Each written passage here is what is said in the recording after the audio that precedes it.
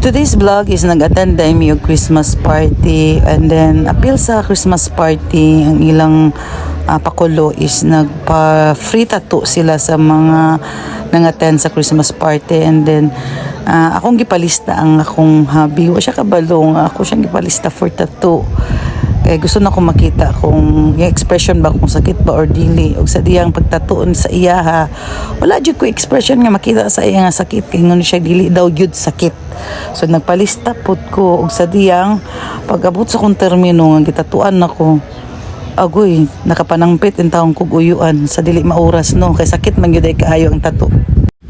Nag-interest na pud ko nga magpatato ko kay katong babae nga gisundan ni Dani.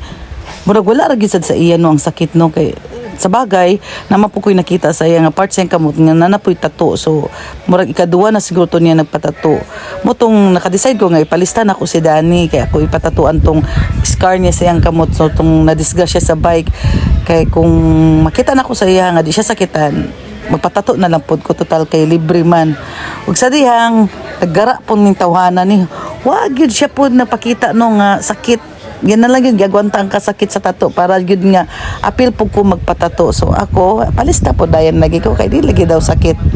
Sa wala damhan no, nakapatato na noon ko, apil si Dani. Pero ang pinaka-challenge sa ani, kaya kung magkita min tanan, aning nag-attend aning party, pariya yun migtato no. Ang nakaputang din is love never fails.